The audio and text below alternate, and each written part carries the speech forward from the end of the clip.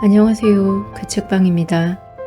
오늘은 정광모 작가의 작화증 사내라는 단편 소설입니다.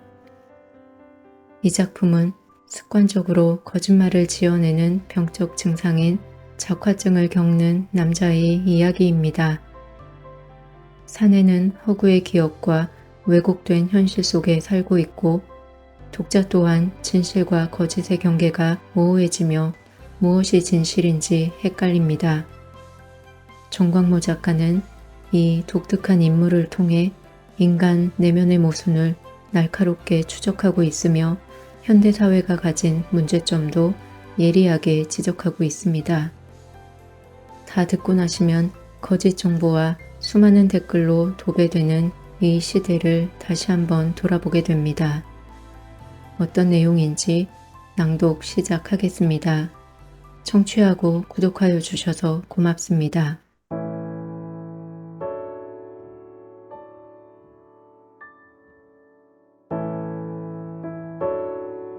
작화증 사내 정광모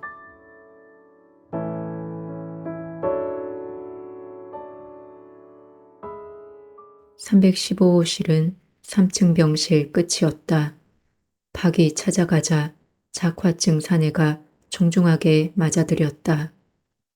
그 방은 창살 달린 좁은 창문만 아니었다면 병실이라기보다 학자가 쓰는 서재처럼 보였다.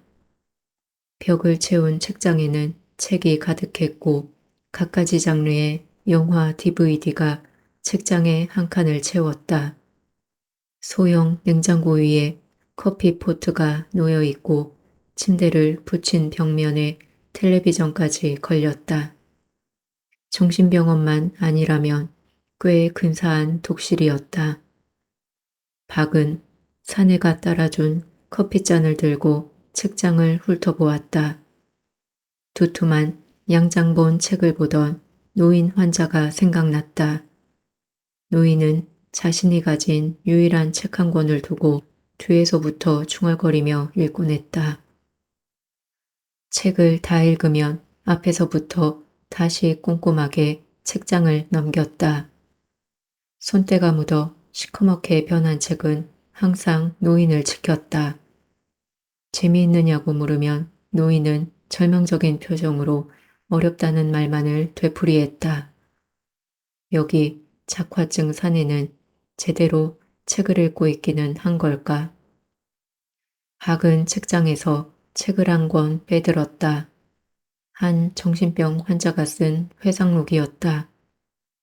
몇 구절에 연필로 줄을 그어 놓았고 여백에는 간단한 메모가 씌어 있었다. 정신병 환자가 같은 정신병 환자의 책을 읽는다. 박은 속으로 실소를 내뿜으며 메모를 들여다보았다. 미치광이들이 내뱉는 헛소리. 박은 자신의 속마음을 간파해서 보낸 쪽지 같아 뜨끔했다. 책이 볼만하더냐고 묻자 사내는 고개를 옆으로 젓다가 가볍게 끄덕였다. 볼만하다는 말인지 아닌지 해독하기 어려운 제스처였다. 박은 분위기를 어색하게 만든 책을 다시 책장에 꽂아놓고 침대에 엉덩이를 올렸다. 박이 이 사내를 만난 건 이틀 전이었다. 315호실 환자 보러 갈래요? 임상 심리사의 권유에 박은 살펴보던 환자 기록지를 책상에 내려놓았다. 의자에 등을 기대며 고개를 드니 여자는 거울 앞에서 옷매무새를 다듬고 야무지게 흰 가운을 여몄다. 어떤 환자죠? 거짓 이야기에 빠진 이상한 남자예요. 여자가 상담 일지를 가방에 넣으며 낮은 어조로 대답했다. 사실 이상한 사람이라면 정신요양병원에 널려 있었다. 민머리 환자는 늘 결제받는 직원이 늦는다고 떠들어대곤 했다. 그는 사업을 점검하고 자금을 지출하느라 머리가 꽉 차 있었다. 박이 남자에게 회사 사정을 물어보면 남자는 대수롭지 않은 표정으로 새로 산 공장 부지와 직원 이름을 일러주었다. 납품처에서 결제 대금을 늦게 지급한다며 투덜대기도 했다. 그는 알코올 중독으로 인해 전두엽 기능이 마비되어 제멋대로 공상이 뻗어나가는 환자였다. 머리가 허옇게 센 할머니는 창틀에 집게손가락과 가운데 손가락을 똑바로 세워 번갈아가며 짚었다. 느릿하게 손가락을 움직여 복도 창틀을 한 바퀴 도는데 꼬박 반나절이 걸렸다. 간호사가 귀띔을 해줘서 박은 치매에 걸린 할머니의 밭 가는 노고를 알게 되었다. 할머니는 창틀 하나를 끝내면 허리를 두드리고 긴 한숨을 쉬며 끝없는 노역을 계속했다. 박은 치매와 알코올 중독과 정신병에 걸린 이상한 사람들에 기대어 생활하려는 수습 직원이었다. 그는 환자들이니까 의뢰 그러려니 하면서도 예상을 벗어나는 행동에 부딪히면 당혹스러웠다. 이번에 만난 사내는 거짓 이야기에 빠진 사람이었다. 이건 또 뭔가. 임상 심리사를 뒤따르며 박은 창살친 복도 창문 밖으로 시선을 던졌다. 환자들이 팔을 앞뒤로 돌리거나 다리를 앞으로 차기도 하며 벽을 따라 걷고 있었다. 산책하는 환자들 옆으로 운동장에 붙어 있어 겉으로 보기에는 쾌적한 모습이었다. 운동장 경계를 따라 튼튼하게 둘러친 울타리 뒤로 철제 울타리가 풍기는 살풍경한 인상을 지우려는 듯 사철나무와 벚나무가 줄을 지었다. 벚나무가 이어지는 모서리 즈음에는 삼나무 몇 그루가 흐트러지지 않는 몸매로 하늘 높이 가지를 펼쳤다. 널찍한 정원과 운동장은 이 병원의 자랑이었다. 정부 보조 없이 일회인들이 내는 비용으로만 운영되는 병원은 입원대기 환자가 있을 만큼 평판이 좋았다. 환자 가족들은 잘 가꾸어진 정원과 운동장에 만족하여 밀폐된 곳에 환자를 넣는다는 부담감을 덜었다. 그러고는 한결 평온한 마음으로 돌아갔다. 박은 경비가 지키는 출입문을 지나 상담실로 들어갔다. 사무실과 병실 사이에 있는 상담실은 베이지색 벽지를 발라놓았고 한 움큼이나 될까 싶은 채광창이 나 있었다. 둥근 모서리에 부드러운 재질로 만든 의자와 탁자가 가운데를 차지했다. 간호사가 데려온 환자는 병실 쪽 출입문을 통해서 들어왔다. 출입문 여는 소리에 임상심리사는 작화증 환자라며 낮은 목소리로 박에게 일러준다.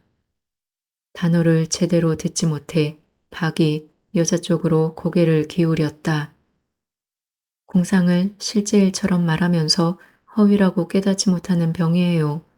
저 환자는 비밀 이야기를 잘 지어내줘.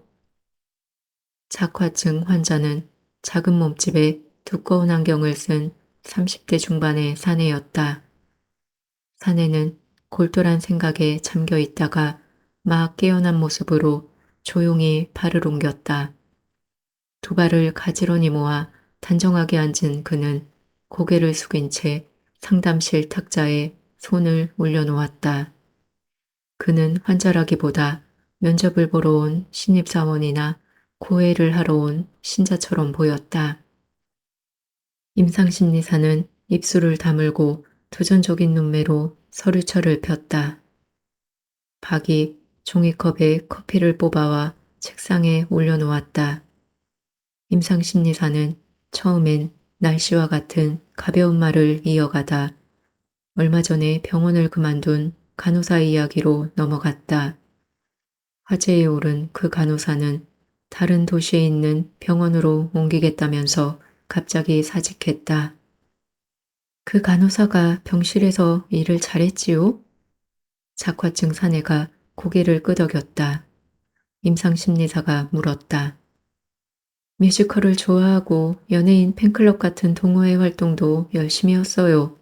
그러다가 벼랑간 사라졌어요. 그녀에게 어떤 비밀이 있었나요? 환자에게 직원 비밀을 묻는 것도 치료기법인가 생각하며 박은 임상심리사를 지켜보았다. 사내는 달콤한 아이스크림을 한 입 가득 베어문 아이처럼 미소를 지었다. 어떤 비밀을 떠올린 것인지 몽롱하고 황홀한 기색이었다. 사내는 임상심리사에게 바짝 다가붙으면서 몸을 앞으로 꺾어 목소리를 낮췄다. 그가 속삭이는 소리에 임상심리사가 귀를 기울이더니 눈썹을 모으며 고개를 끄덕였다. 작화증 사내가 검지와 중지를 모아 탁자를 톡톡 두드렸다.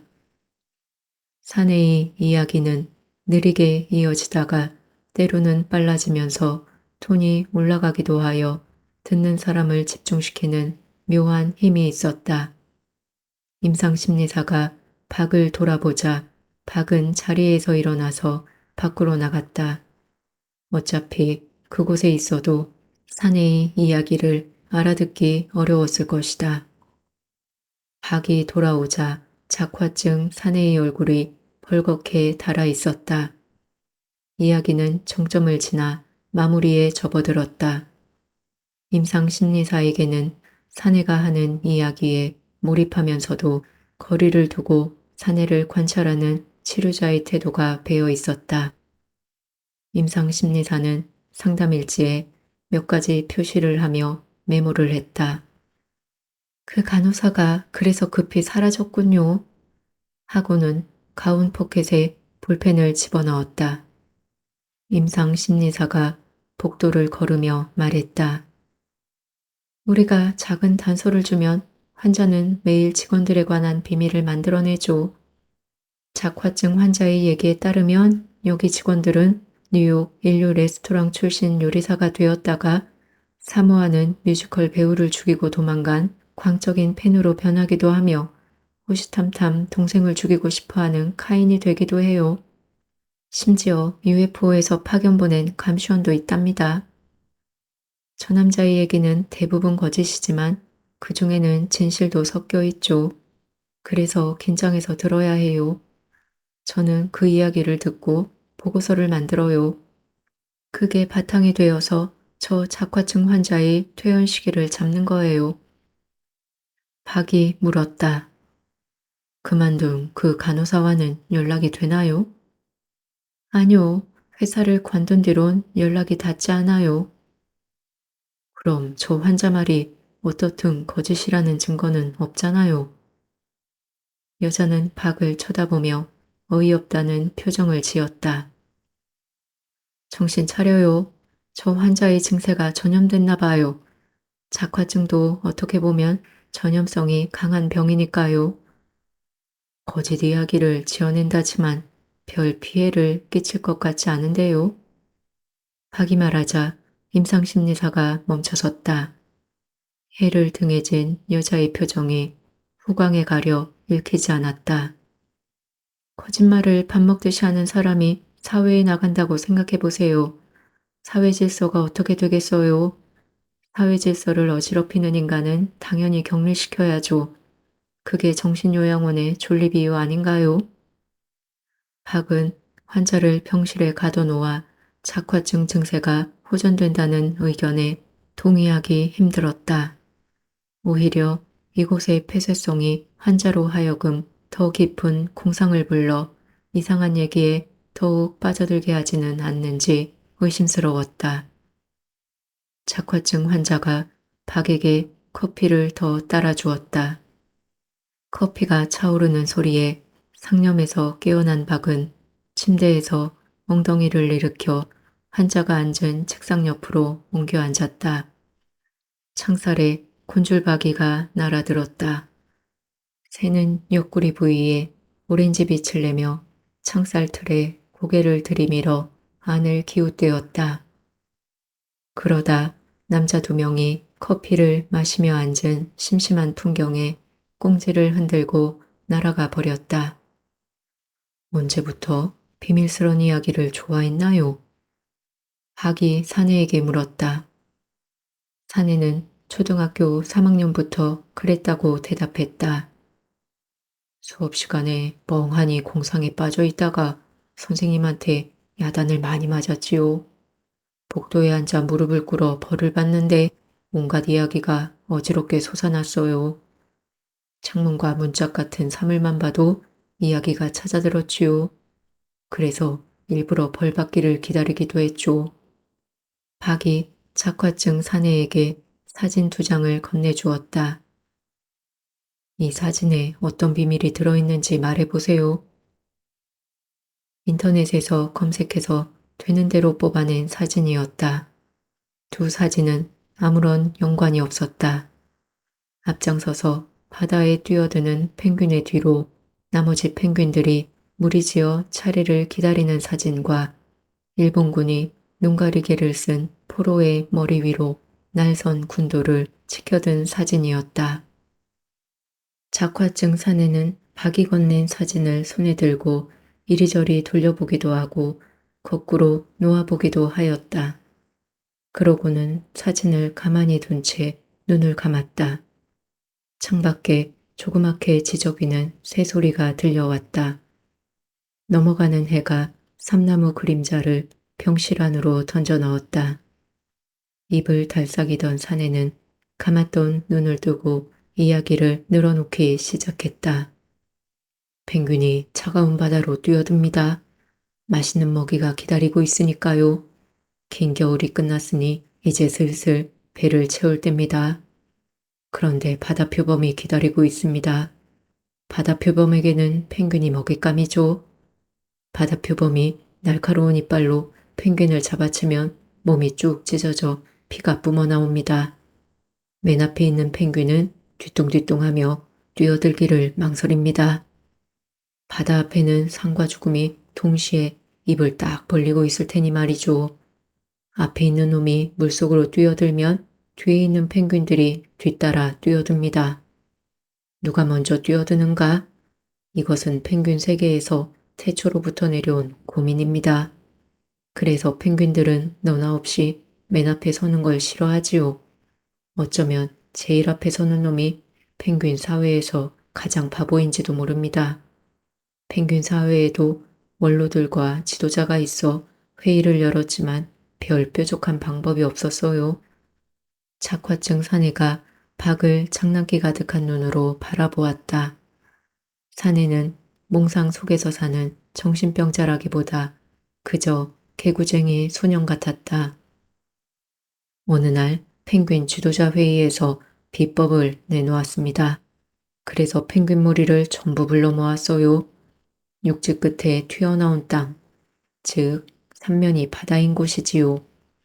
빽빽하게 정렬을 하고 지도자의 구령에 맞춰 행진을 시작합니다.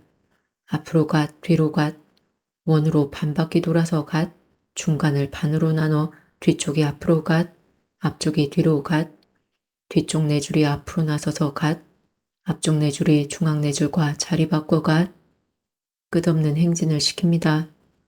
바다표범이 바닷속에서 펭귄을 기다리다 지쳐 정신을 잃을 지경입니다.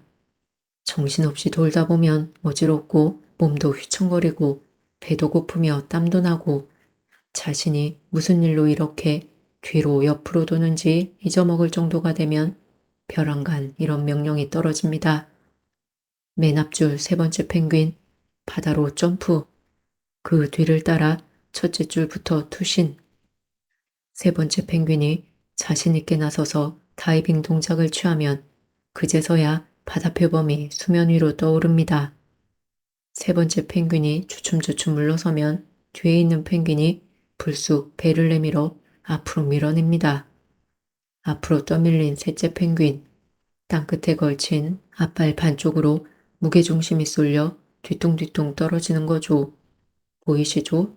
왜 나야? 하고 중얼대는 저 얼굴을, 눈을 가리고 처형을 기다리는 병사의 표정 같은 펭귄의 얼굴을 말입니다. 그 한 마리를 따라 수백 수천 펭귄들의 투신이 이어집니다.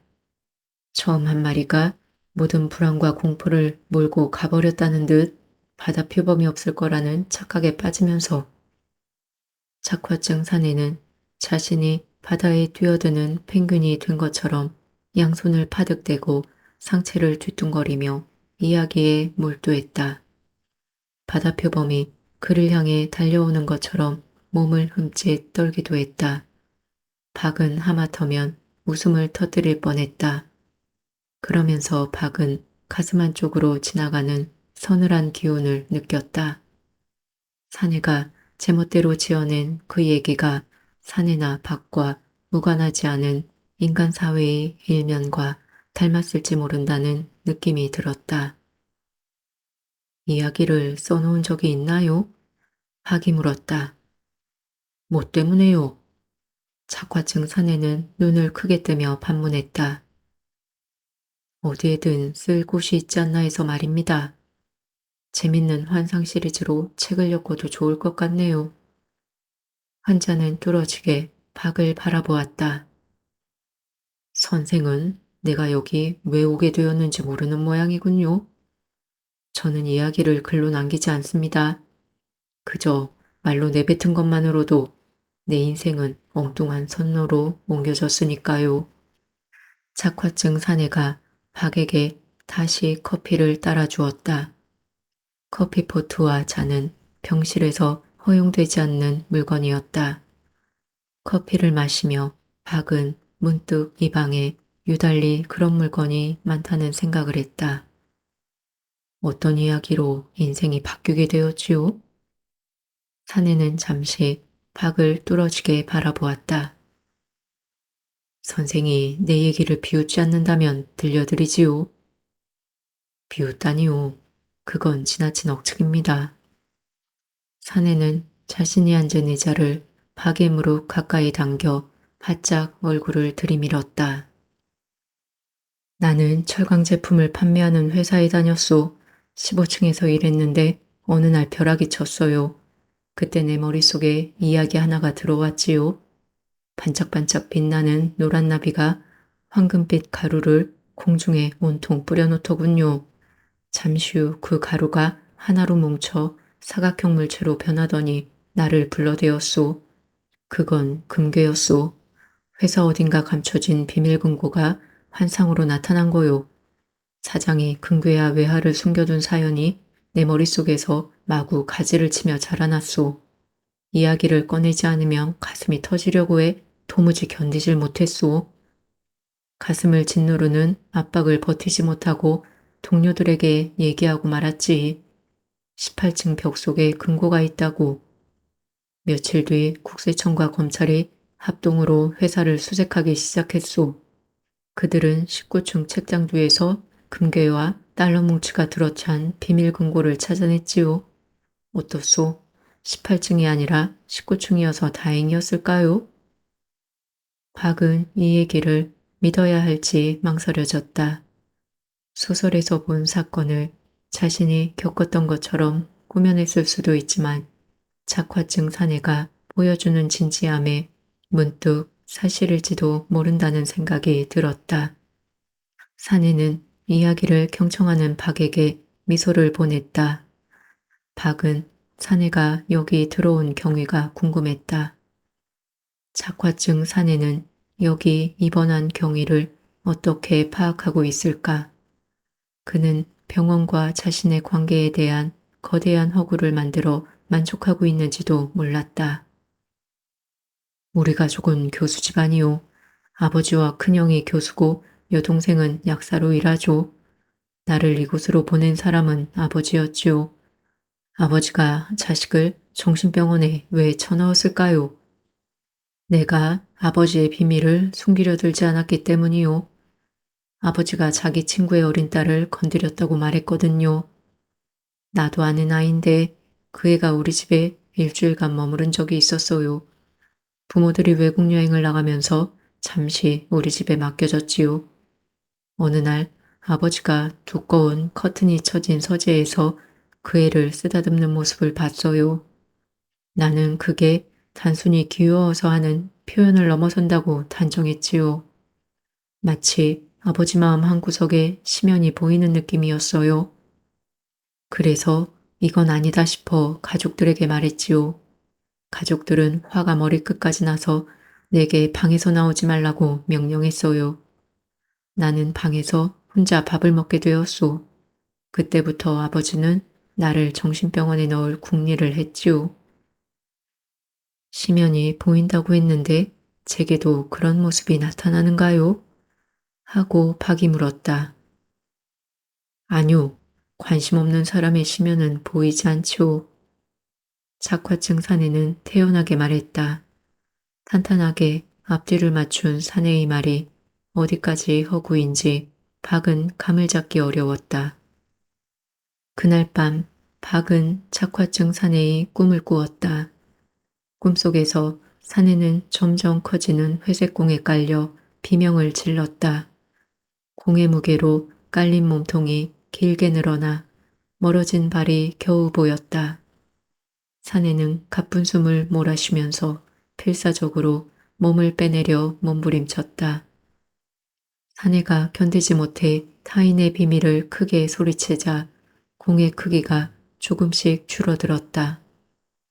임상심리사는 박이 혼자 315호실 환자에게 드나든 사실을 알고 박을 질책했다. 보고도 없이 315호실에 들락거리면 곤란해요. 정신병자에게 마음을 터놓으면 그들에게 끌려 들어간다는 걸 모르세요? 앞으로 마음대로 드나드는 건 삼가하세요. 박은 강압적인 임상심리사의 말투에 불쾌감을 숨기며 대꾸했다. 저 남자가 정신 이상이라고 믿어지지 않아서요. 만약 저 사람이 바깥 사회에 있었더라면 기발하기도 하고 재미가 넘치는 사람으로 보였을 텐데요. 글쎄, 그게 그 사람한테 이미 말려든 거라니까요. 저 작화증 사내가 회사에서 무심하게 지어낸 얘기로 일으킨 소동이 한둘이 아니었어요. 그래서 여기까지 끌려온 거예요. 제일 가까운 주변 사람들이 인정했어요. 저 사람은 자기가 본 영화와 책이나 신문, 텔레비전과 같은 온갖 잡동사니를 대담하게 섞어 탁월하게 이야기를 버무려내요. 누구든지 뭐든지 엮어서 이야기를 만들어내죠. 더 두려운 건 그걸 본인이 철석같이 믿는다는 거죠. 악성 작화증 증세입니다. 임상심리사의 목소리가 높아졌다. 그리고 무엇보다 중요한 건 저 사람의 작화증 증세가 개인 차원을 넘어 사회적인 문제로까지 번진다는 거예요. 그게 무슨 말이죠? 인터넷 매체나 트위터, 페이스북 등의 소셜 네트워크를 통해서 개인은 물론이고 사회단체나 국회, 정부 등 대상을 막론하고 공격한다는 겁니다. 공격을요? 어떻게요? 저 남자가 지독하게 미워하는 우리 지역의 시장이 있었어요. 시의원에서 출발해서 시장으로 재선까지 된 K라는 사람이죠. 그런데 저 사람이 시장을 미워하는 이유가 터무니없어요. 그냥 인물이 마음에 안 들고 목소리가 듣기 싫다는 거예요. 시장이 주민들 살림살이만 잘 챙겨주면 되지 인물이니 목소리가 좀 나쁘면 어때요? 아무나 시장에 당선되나요? 다 그만한 능력이 있어서가 아니겠어요? 왜요? 그럴 수 있죠. 시장도 일종의 인기를 다투는 직업인이라고 볼 수 있고 생김새나 목소리가 나쁘면 미워할 수도 있지. 뭘 그래요? 그런데 그 시장에게 저 사람이 무얼 어쨌는데요? 저 남자가 K시장과 여비서가 은밀한 관계라는 소문을 슬쩍 흘렸어요. 예를 들면 이런 거죠. K시장이 추진한 광장사업 뉴스가 인터넷 신문에 떴어요. 그러자 저 사람이 기사 밑에 댓글을 단 거죠. K시장이 여비서와 그렇고 그런 사이인데다 애까지 있다는 소문이 있는데 사실인지는 잘 모른다고. 그게 뭐예요? 소위 말하는 네거티브 아닌가요? 그런 다음에는 그 이야기를 구체적으로 발전시켜 어느 취미 카페에다 다른 닉네임으로 또다시 글을 올렸어요. 연말쯤에 어느 호텔에서 두 사람을 발견했다는 식으로 마치 직접 목격한 것처럼 말이에요. 승용차 이름과 호텔 이름 그리고 여자가 입은 옷차림까지 정확하게 올렸지요. 그러자 다른 네티즌이 자신도 봤다는 댓글을 달았어요. 두 사람이 어느 동네에 있는 아파트에서 비밀스런 동거를 하는 것 같다는 내용이었지요. 그러자 또 다른 댓글이 달렸는데 그게 뭐 대단한 뉴스냐. 그건 어지간한 사람은 알고 있다는 식의 내용이었어요. K 시장이 가만히 있었어요? 그래요. 시장은 가만히 있었죠. 아마도 네거티브에 일일이 대응하면 오히려 손해라고 생각했는지 모르지요. 아니면 이니셜이나 특징만 지칭한 걸 괜히 건드리면 몽땅 뒤집어 쓴다고 봤을지도 모르고요. 댓글에 달린 얘기들이 전부 사실일지도 모르잖아요. 글쎄요, 그건 모르죠.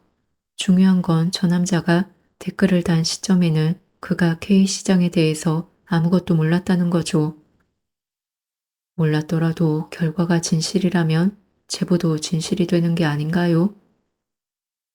루머에 초점이 맞춰지면서 K시장이 추진했던 광장 사업은 결국 시의회를 통과 못했지요. 그러자 광장 예정지 주위에 낡은 주택단지 주민들이 들고 일어났어요. 그 사람들이 추진한 재개발 사업이 광장과 연결도로라는 호재를 잃어버려 난관에 빠져버렸으니까요. 수천 명의 사람들이 불이익을 받은 데다 시의회에서 농성을 벌이는 과정에서 주민 한 사람이 사고로 죽고 말았지요. 재개발이 미뤄지면서 대출이자를 못 갚은 투자자 2명이 연달아 목숨을 끊었고요. 주민들이 시청 앞에서 시위를 하고 촛불 집회를 하면서 사회를 혼란 속으로 밀어넣었어요. 임상심리사는 녹이까지 뛰며 목소리를 올렸다. 저 환자가 기이한 능력이 있을지도 모르잖아요. 과거를 맞추거나 미래를 예언하는 사람은 옛날부터 있어 왔으니까요. 그걸 직업으로 돈을 버는 사람도 적지 않고 말이에요. 박의 말을 들은 임상심리사의 목소리가 신경질적으로 빨라졌다. 갈수록 어이없네요. 그건 여름에 물을 조심하고 겨울에는 화재에 주의하라는 운수풀이와 같은 거죠.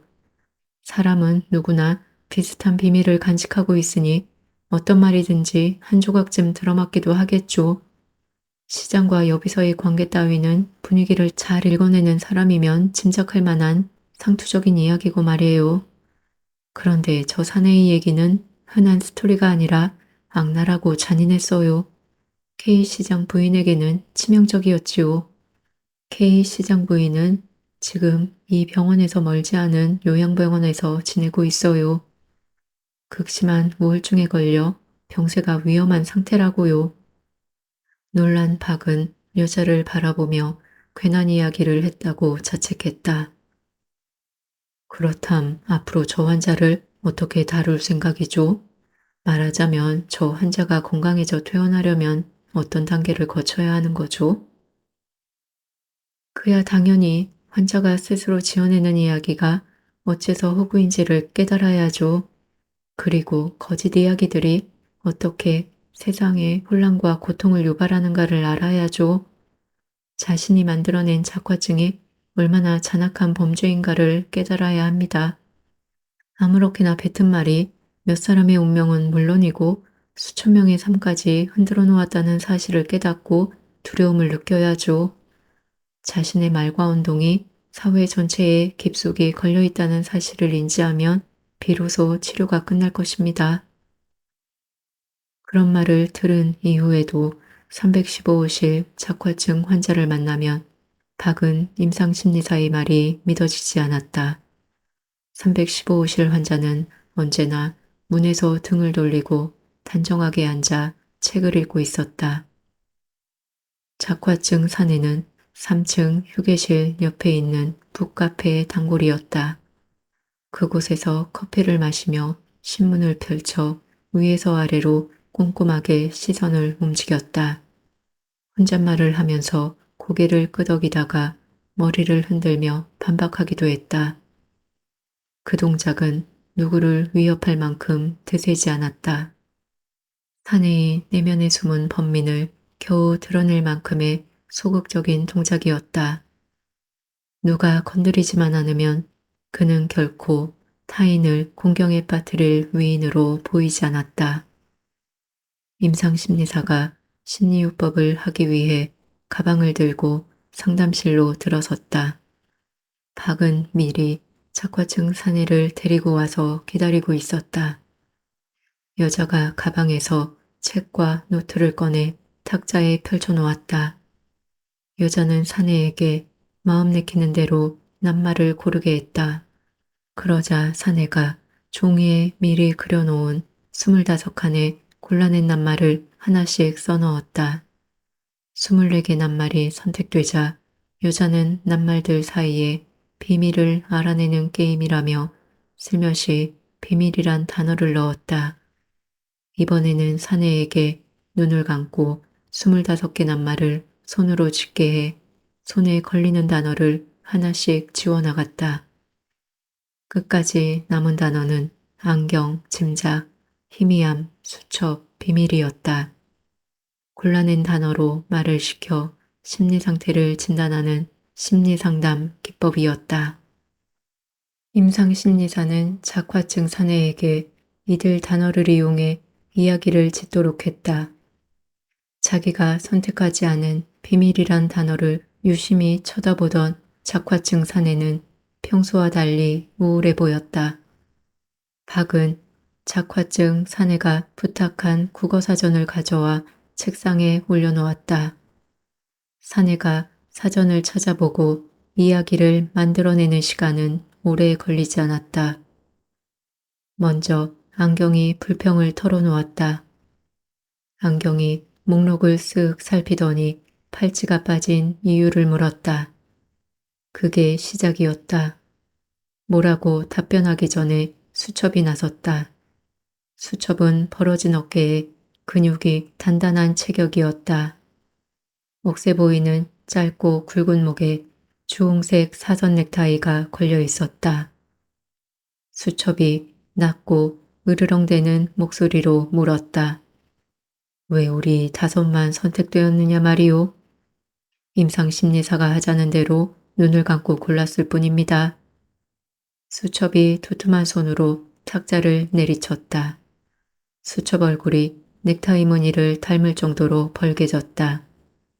우연에 맡겨 마음대로 골라냈단 말이군. 탄창에 총알 하나를 넣어 빙그르르 돌리고 운명을 거는 러시안 룰렛처럼. 나는 되도록 공손하게 답했다. 제 뜻이 아니었습니다. 이봐, 자네 책임이 아니라지만 말이야. 좋아, 그럼 뽑히지 않은 단어들은 어디로 갔나? 안경이 물었다. 뽑히지 않은 단어, 즉 열쇠니 모자, 비극 같은 말들이 어디로 갔는지 어떻게 안단 말인가. 골라낸 5단어로 이야기를 지으라고 할 때 이런 사태가 일어나리라고는 예상하지 못했다. 짐작이 말했다. 알 리가 있나? 인간이란 동물이 원래 그렇지. 대충 지내는 버릇이 몸에 지독하게 뱄지. 팔짱을 끼고 있던 안경이 팔을 풀었다. 이봐, 당신 눈이 나쁘군. 안경을 어릴 적부터 썼는가? 네, 심한 근시라서. 나는 안경을 끼고 살았다. 안경을 벗으면 남자와 여자를 가려내지 못할 지경이다. 욕탕에서도 안경을 쓴 채로 샤워를 했다. 늘 끼고 다녀 안경을 올려놓는 콧등이 내려앉았다. 학은 의인화된 안경에 호기심을 느끼며 콧잔등 아래쪽으로 내려온 안경을 두 손으로 조심스럽게 들어 올렸다. 주머니에서 꺼낸 수건으로 손자국이 묻은 안경알을 깨끗하게 닦았다. 임상 심리사는 팔짱을 끼고 작화증 사내를 지켜보고 있었다. 사내의 이야기가 계속되었다. 안경이 앞으로 나섰다. 늘 안경을 쓰고 다닌다면서 대체 안경을 누가 만들었는지 아는가? 어디서 탄생했는지는 플라스틱으로 만든 안경알을 통해 어떻게 사물을 볼 수 있을까 고민해 보았나? 나는 잠자코 있었다. 사실 안경에 대해 아는 게 없었다. 그건 안경점에 가서 가볍고 멋있는 안경을 골라 돈을 지불하면 내 손에 쥐어지는 물건일 뿐이었다. 안경은 계속해서 말을 이었다. 본다는 게 무엇인지 한번 진지하게 생각해 본 적 있나? 안경에게 생명을 주려고 한 번이라도 노력했었나? 열을 올리던 안경은 안경을 벗어 거꾸로 들여다보기를 권했다. 안경을 벗어 돌려서 눈을 대니 갑자기 공간이 부풀면서 휘어졌다. 사물이 낯설고 새로운 모습으로 다가왔다. 수첩이 끼어들었다. 안경만 그렇겠나? 볼펜, 시계, 숟가락, 신발 모두가 그렇겠지. 한 번도 사물에 대해 깊숙이 생각해 본 일이 없지. 그렇게 살다가는 거야. 그러니 죽음이란 걸 이 세상에서 사라진다는 것의 의미에 대해 알겠나? 알 리가 없지. 나는 지나치게 비난받는 것 같았다. 화제를 슬쩍 비껴나서 수첩에게 정체를 물었다. 사전에는 수첩, 몸에 지니고 다니며 간단한 기록을 하는 조그마한 공책으로 기록되어 있습니다만 선생의 커다란 덩치를 보면 신첩이나 대첩이 어울린다는 말이죠. 수첩이 허어롭게 웃었다. 그렇게 생각하나? 그게 인간의 독재지. 나를 언어의 감옥에 가둬놓고 그 말에 어울리는 모습만을 강요해서 고통스러워. 우리말의 감옥에서 벗어날 길이 없지. 이런 모습으로라도 몸부림을 쳐보는 게야. 인간도 말의 감옥에 갇혀 있지만 전혀 괴로워하지 않으니 별난 일이야. 괴상하지 않나? 그러자 그때까지 조용하던 비밀이 나섰다. 작화증 사내는 말을 그쳤다. 확실히 그의 말은 오리무중이었다. 그러나 전혀 엉터리도 아니었다. 추상적인 단어들이 의인화되었을 뿐인데 의인화가 되자 모두 자기 주장을 내세웠다. 그런 점에서 거기에는 나름의 어떤 질서가 있다는 점도 부인하기 어려웠다. 박은 다음 이야기의 전개에 흥미있게 귀 기울였으나 사내의 말은 더 이상 이어지지 않았다. 상담실 작은 창밖으로 지나가는 바람 소리만 들렸다. 고개를 숙인 사내의 정신은 이 세상에서 사라지고 몸뚱이만 남아 의자에 앉혀놓은 것처럼 보였다.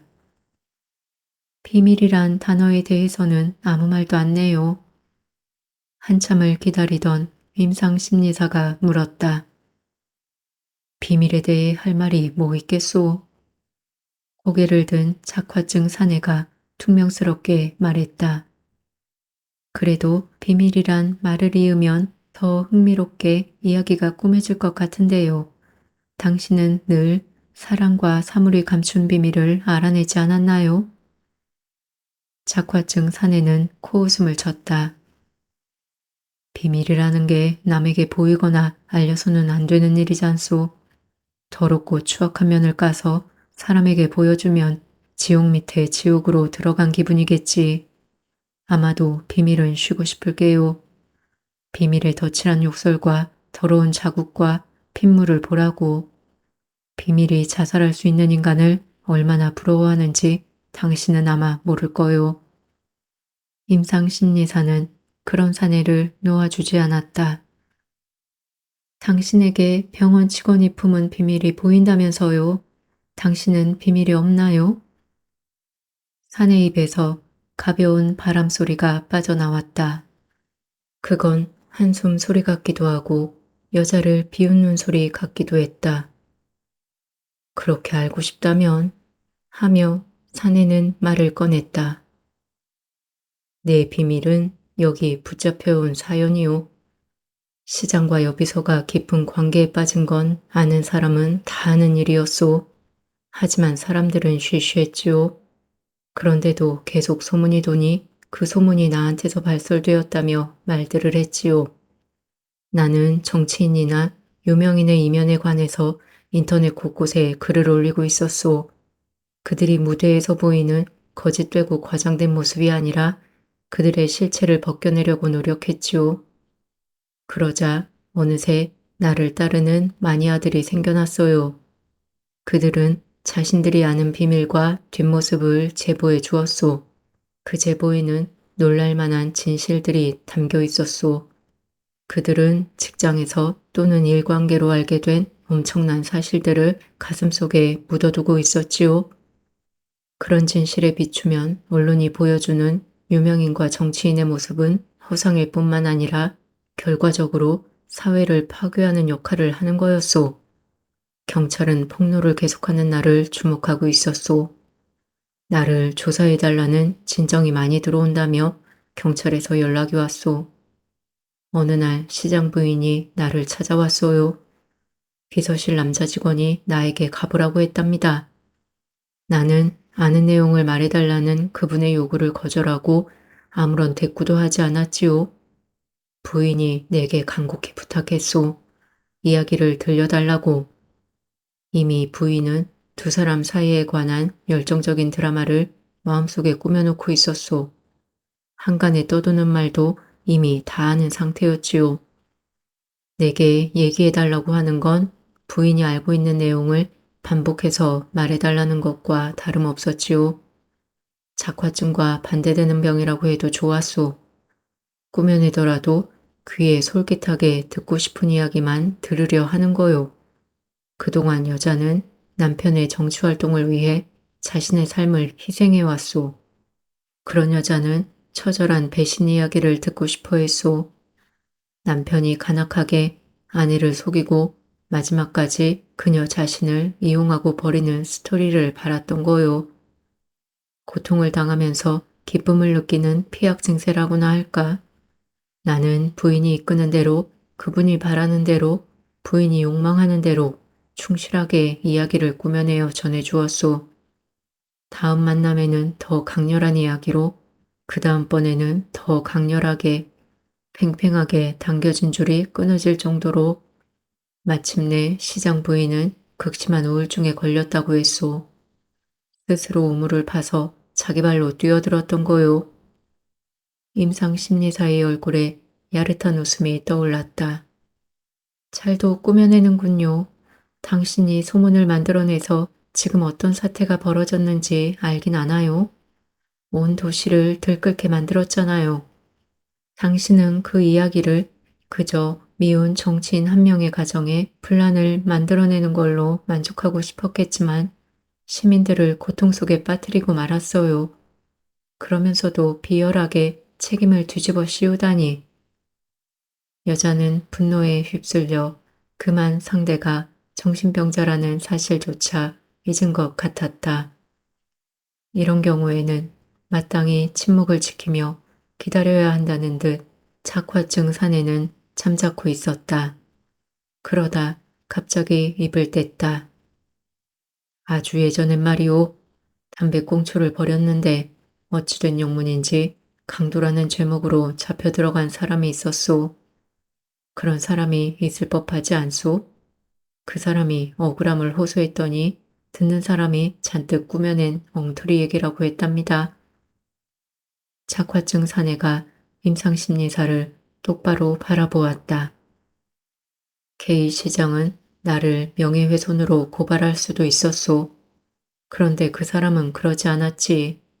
왜 그랬을까? 자기 정치 생명에 씻을 수 없는 오명을 씌운 자를 당장 멱살이라도 잡아 감방에 쳐놓고 싶을 텐데 그러지 않았단 말이야. 왜 그랬을 것 같소? 검찰로 이 문제를 끌고 들어가는 것 자체가 치명적인 정치 타격을 받으니까 그랬을 거라고. 맞아, 추리력이 좋군. 그러나 단순히 그 때문만은 아니야. 문제는 사건이 공론화되면 진실이 드러날 게 뻔한데 그걸 이길 자신이 없었던 거야. 예를 들면 실제로 K 시장이 여기서와 그런 일이 있었거나 아니면 지금 여기서는 아니지만 과거 어느 시절의 여비서와 그런 일이 벌어진 게 사실이고 혹은 여비서를 피한다고 피했는데 옛날에 알던 카페 마담이나 유부녀가 등장할 수도 있고 룸살롱 미스 양이 나타날 수도 있고 하다못해 어느 술자리에서 잠시 성희롱했던 누군가가 나타날지도 모르는 일이지. 그래서 그는 그런 모험을 피하는 대신 나를 단박에 보내버릴 작전을 짰던 거야. 내 아버지에게 솔깃한 제안을 했던 거지. 아버지에게도 나쁘지 않은 거래였고, 아버지는 늘 몽상에 빠져 지내는 나를 탐탁치 않게 여겼으니까 겨우 잡은 직장에서 사고나 치고 지혜비를 친구 딸이나 건드린 불안당으로 만들어 온 식구들 신경을 긁어대고 있었으니 말이오. 아버지는 K시장에게서 거액의 사리금을 받고 간단하게 나를 이 병원에 쳐넣었소. 입원 서류에 직계가족 두 사람이 서명만 하면 되니 그리 어려운 일도 아니었지. 평생 잡아두기는 미안했는지 기간을 5년으로 정해놓았다고 하더군. 아버지는 그 돈으로 책은 자주 넣어주고 있소. 들으니 K시장 부인도 요양원에 들어갔다고 하더군. 그쪽도 여기와 시설이 비슷하다고 그래. 심한 우울증이니 평생 박혀 있거나 자살이라도 해야 겨우 그곳에서 빠져나오겠지. 부인은 재산도 많으니 갇혀서 죽기라도 하면 남편과 자식에게로 몽땅 넘어갈 거고. 임상심리사는 한참이나 착화증 사내를 바라보았다. 당신은 정말 큰일 낼 사람이군요. 당신은 절대 바깥에 돌아다녀선 안 될 사람이에요. 착화증 사내는 허리를 쭉 펴고 거친 목소리로 말했다. 당신이야 그러고 싶을 거요. 임상심리사 당신도 나를 붙잡아 두는데 한몫한 사람이니까. 비밀이 내게 오는 길은 다양하오. 비밀은 조용히 앉아있지 못하는 놈이라 사람에게 들어가면 뛰쳐나와 돌아다니고 싶어 하지. 병원 직원이 내게 비밀을 알려줬을 수도 있죠. 나야 언제나 미친 사람 취급받을 테니 어떤 말이나 예언을 해도 괜찮지 않은가 말이오. 한번 확인해 보시오. K시장과 여비서는 지금도 만나고 있소. 아예 살림을 차려두고 있다고 합디다. K시장은 비서를 다른 부서로 옮기게 했고 낮에만 헤어져서 밤에는 같이 지내는 거요. 멋있고 황홀한 삶이오. 스릴도 있을 테고 세상 사람을 멋지게 속여넘겼다는 쾌감도 있을 테지. 임상심리사의 손이 종이컵을 움켜쥐고 하르르 떨었다. 사내는 아무렇지도 않게 말을 이었다. K시장이 고급 오피스텔에서 지낸다는 사실은 바깥에 있는 내 열성 팬들이 전해주었소. 보안시설이 철저해서 외부인은 들어가지 못하는 곳이지. 여자가 단호하게 말을 받았다. 당신은 외부 면회가 금지되어 있어요. 그야 하려고만 들면 인터넷이나 스마트폰이나 뭐든 이용할 수 있는 세상이니 가둬둔다 해봤자 어디까지 가두겠소. 나는 여기 생활이 좋소. 책과 영화를 끝없이 보고 좋아하는 커피도 마음껏 마시고 있으니 말이오. 온종일 몽상에 빠져 있어도 아무도 나를 건드리지 않소. 몽상이 하늘과 땅과 지하까지 과거와 미래까지 무럭무럭 뻗어나가는 걸 보면 초여름에 풀이 쏙쏙 자라는 모습 같소. 게다가 내가 무슨 소리를 하든 여기엔 귀 기울여 듣는 사람들도 있으니까. 착화증 사내가 학을 가리켰다. 이분은 내가 떠드는 헛소리를 모아 출판하자는 권유까지 하는 판이니까 어느 착화증 환자의 기록이라든가 뭐 그런 제목을 붙여서 말이오. 그러면서 사내는 희미하게 웃었다. 임상심리사가 박을 바라보았다. 보셨죠? 미쳐도 이만저만 미친 게 아니에요. 게다가 위험하기까지 해요. 다른 사람에게 자신의 잘못을 몽땅 덮어씌우고 있어요. 만약 안 되면요. 착화증 사내의 그 행동들을 고칠 수 없다면요. 약을 써도 안 된다면 최종적으로는 정기 치료나 격리 수용, 인지 능력을 정지시키는 강제적인 방법이 있겠지요. 왜 저런 성격이 생겼을까요? 그야 어떤 원인 하나가 저렇게 만들었다고 볼 수는 없죠. 그런 소인을 가지고 있었는데 어떤 계기에 의해 촉발이 됐고 그게 상당한 파장을 일으켰다든지 아니면 사실과 맞아떨어지니까 점점 고정화되었겠죠. 한마디로 이 시대의 시스템 자체와 문화가 사내를 그렇게 만들었다고 볼 수 있죠. 이때 갑자기 zak화증 사내가 자리에서 벌떡 일어나 임상심리사를 손가락으로 가리켰다. 듣고 보니 가관이네. 임상심리사 당신이야말로 zak화증 환자 같은데 지금 당신 입에서 나온 단정적인 얘기가 어떻게 내 진실이라고 증명하지? 당신의 그 얄팍한 의학 지식에 날 끼워 맞춰 그렇게 딱 잘라 판정한 게 아니냐 말이야. 사내는 이야기를 더 있는 것이 귀찮다는 듯 안경을 벗고 손으로 얼굴을 비볐다. 다 줬소. 그래도 5년은 너무하지 않소? 도대체 나를 언제까지 가둬둘 생각이오?